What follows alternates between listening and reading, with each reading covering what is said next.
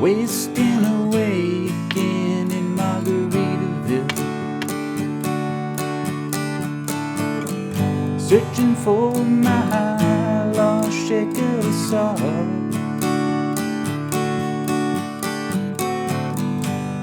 Some people claim that there's a woman to blame, but I know it's my own damn fault.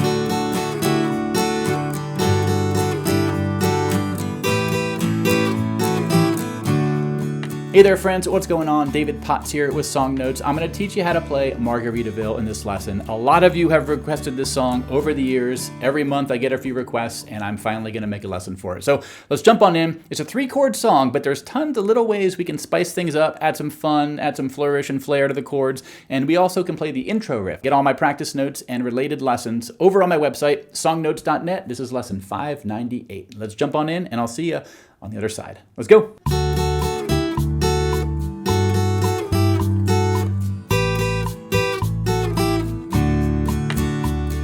All right, friends, so let's kick this one off learning the intro riff. You heard me play it right there. This is how I recommend playing it, right? This is a 2-string arrangement. And keep in mind that this is a non-guitar riff on the album itself. On Buffett's recording, this is not played with a guitar. So we have to kind of come up with a guitar arrangement that's going to capture the vibe of what you hear on the album, but is also playable on a guitar, right? This is how I recommend doing it, right? This is a 2-string version. This is using what's called harmonized thirds. So it's basically going to start off, the first 2 measures are the same real riff, right? It's fret 7 and 5 on the thinnest 2 strings. I play these with my ring and index finger. You're basically going to do the first 2 notes 3 times. And then you're going to move everything down 2 frets and then go back up 2 frets, right?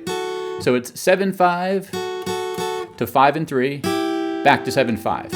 Okay, now the rhythm here is important, right? It's going to be on the first 4 eighth notes, right? So 1 and 2 and 3 and 4, 1 and 2 and 3 and 4, and 1 and 2 and 3 and 4, and then we're going to go to this third measure where we're going to go from 8-7,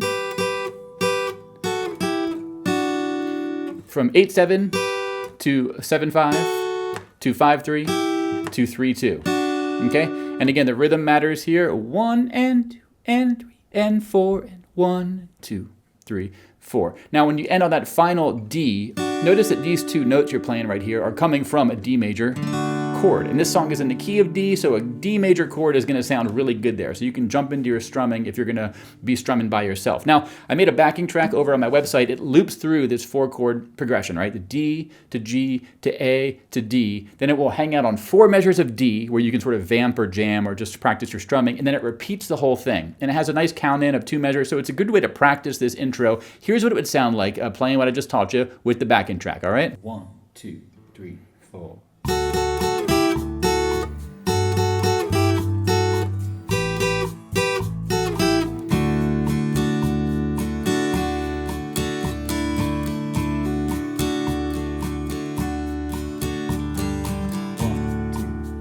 And you can do it again when you're practicing. 3, 4.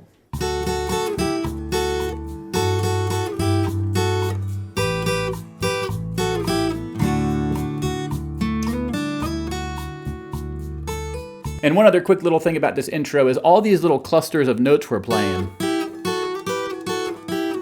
These are called double stops, right? That's when you're playing 2 notes at the same time. If you want to learn more about this, where these come from, how to use them in different keys, check out my double stop handbook. I put this together. It's over 15 pages full of diagrams, tabs, fun riff, music theory if you want to get into that. It shows you these little double stops on multiple strings all over the fretboard, and it is a really good resource for you to follow along with. I'll link that from my Margaritaville lesson page, or you can just search over at songnotes.net, which is my website. Now this song is a tricky one in that you're going to be hanging out on some of these chords for a long time. For example, check out the bottom of the screen right here. You're going to see the verse, right? The lyrics from the first verse, but the chord progression here is used in every verse.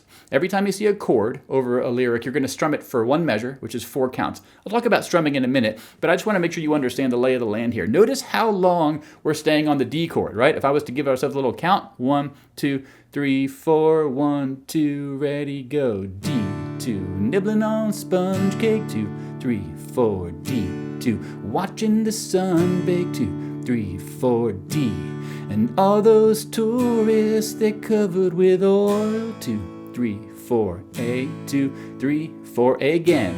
I'm strumming my 6th string, 3, 4, A, 2. On my front porch swing, 2, 3, 4, A7. Smell those shrimp, they're beginning to boil. D, 2, 3, then D7. Let's go to the chorus here.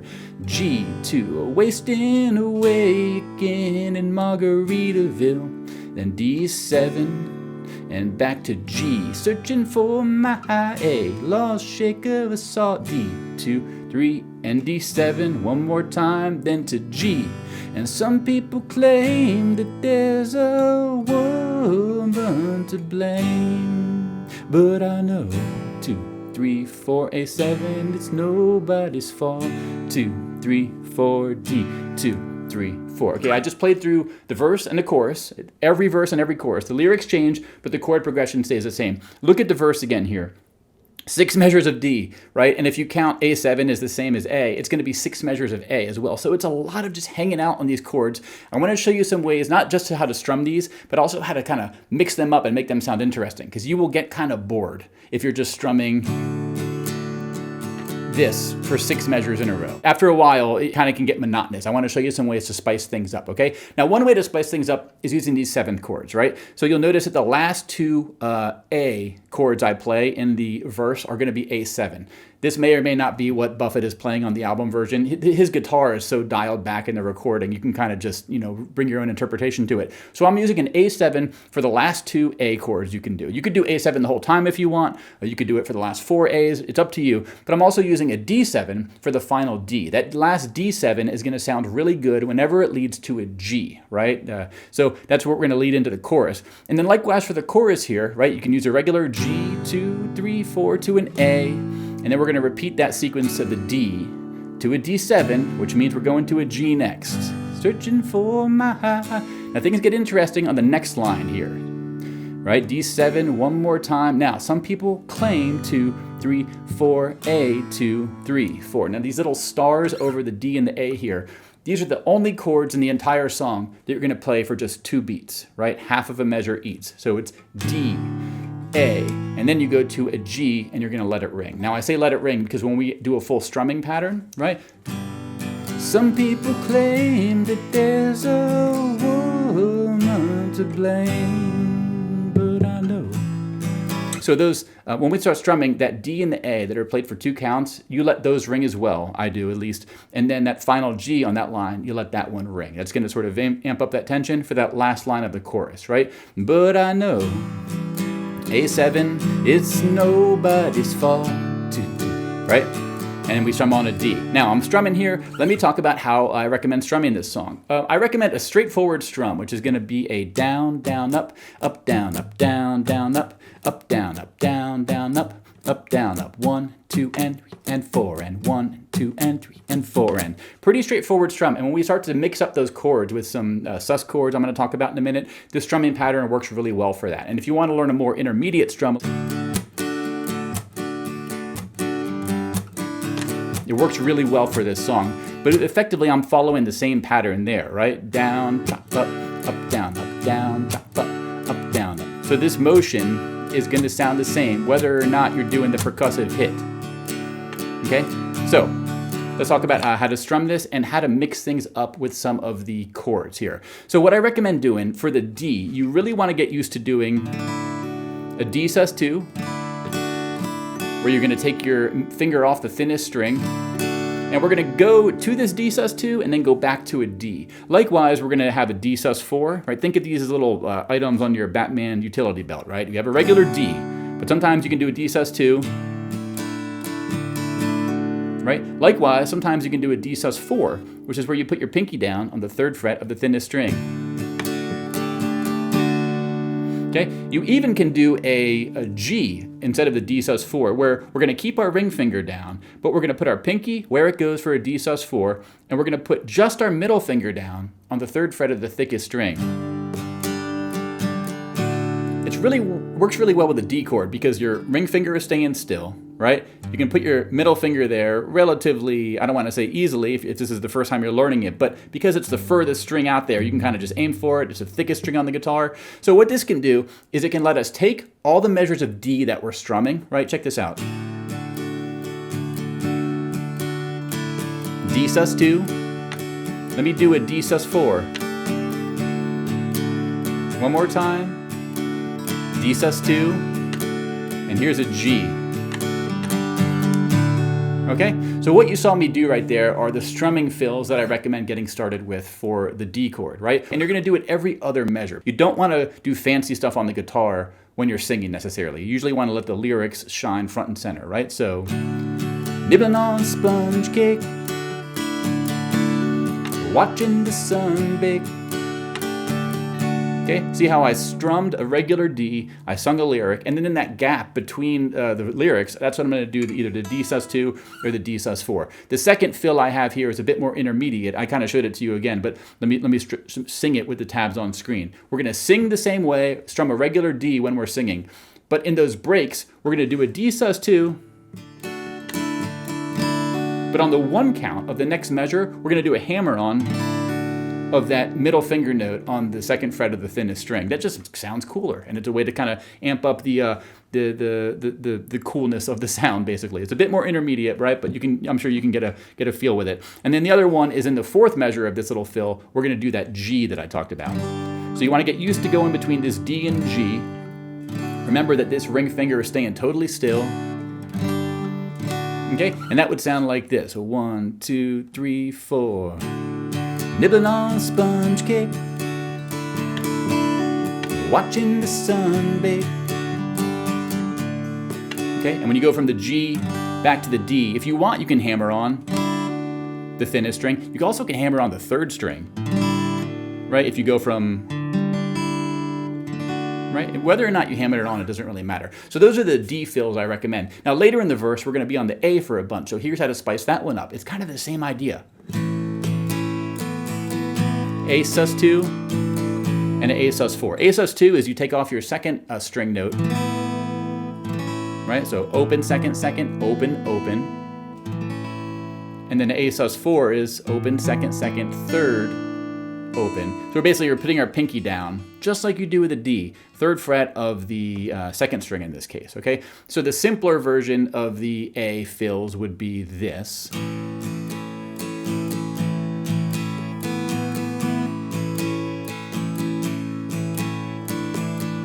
Okay? Now there also is a more intermediate version of this A fill, right? We're gonna do the A sus2 at first with a hammer on. But then check this out. Okay, what I'm doing there is third fret, second fret, and then I'm gonna jump to the open second string and then hammer on the second fret of the second string. So basically that's gonna sound like this, right? Strumming my sixth string on my front porch swing. Smell those shrimp, they're beginning to boil now. Okay, a little bit trickier there because you want to do the highlighted notes, the A7, I call it the A6, and then the A sus2 are all played on up strums, right? Syncopated up strums. Syncopated means they're happening on the off beat, and that's happening when we're up strumming, right? Okay, so that's what it sounds like. I have a playthrough of all this, a simple playthrough and an intermediate playthrough where I go through the first verse and first chorus with singing the first time, without singing the second time, and I show you all the fills I just taught you with tabs on screen. So you can sort of pick the difficulty level you want, and then you can follow along with me, right? Now there's a few more fills we can do. One of them is gonna be when we go from the D to the D7, okay?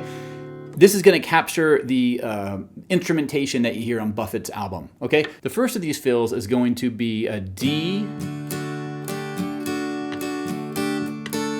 okay? And it's going to go up to this D, what I call a D add 5. This note right here is an A. A is in the D major chord, so we're not adding any new notes, but it's a new voicing of D major. And it's not used that often. It is a bit of a stretch. If your pinky is short, you might have trouble with this one, but don't worry, because I'll show you an easier one in a second here. But this is gonna capture, again, that instrumentation. Okay, so with the lyrics, that would be, smell those shrimp, they're beginning to boil. Okay? And then we go to the chorus, right? Now, the thing in the chorus is the first two lines are exactly the same chord-wise. And we have that D to a D7 again. And there's another fill we can use. This one's going to be this. Okay, a little bit of a quick change there from a D, add in the D sus4 for spice, and we're going to end with a D7, okay? So let me play for you the last line of the verse and the first line of the chorus, and I'm going to use a different D7 fill each time. The first time it's going to be the D add 5 version, and the second time it's going to be the D7 version. Okay, here's what it sounds like in context, right? 1, 2, 3, 4. Smell those shrimp, they're beginning to boil. Wasting away again in Margaritaville. Searching for my... And then you could repeat it. You can use whichever one you like. You can mix them and match them as you see fit. Again, think of these as items on your utility belt. You can use them as you see fit to get the sound you want in a way that feels good for you when you're playing. If one of them is really hard to play, you can skip it and use the other one. That's why I'm showing you multiple versions of all this stuff. Now, the last little fill thing I want to talk about is the very end of the chorus. This is going to match the instrumentation, right? Where he says, but I know it's my own damn fault. Right? I'm sure you've heard Margaritaville many times, and next time you hear the chorus, listen for the instrumentation that does this, right? Da, da, da, da, da. It's my own damn fault. Da, da, da, da, da. We can do that while we're strumming, right? It's going to be the same thing we learned with that A intermediate fill, right? Where you strum an A, you're going to do your pinky,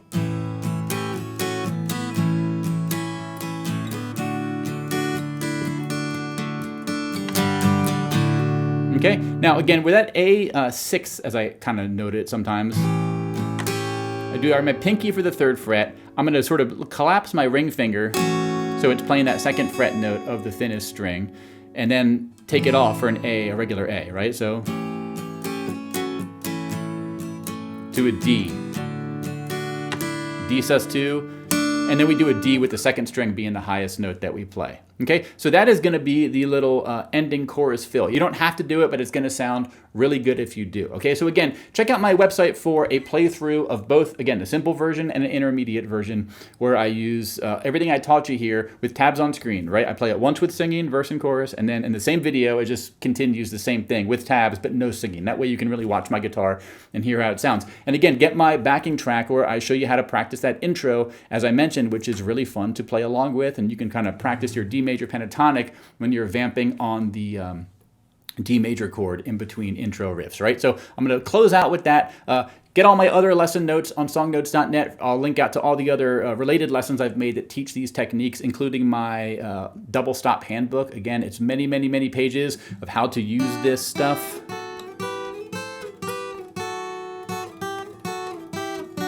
And if you're watching this far and you're a Buffett fan, you know, changes in latitude, changes in attitude, right?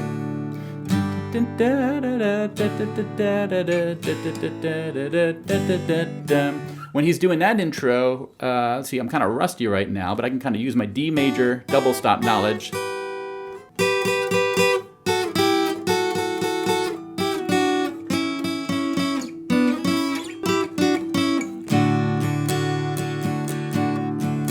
But this will be a lesson for another time. I took off for a weekend last month. So that's going to be it for this lesson, y'all. Get all my lesson notes and related lessons at songnotes.net, including my practice notes. It's many, many pages, 5 pages of notes for this song, simple stuff, intermediate stuff, chord progression, strumming tips. It's all mapped out for you. So I'll see you in the next lesson. Take care, and until then, my friends, bye-bye.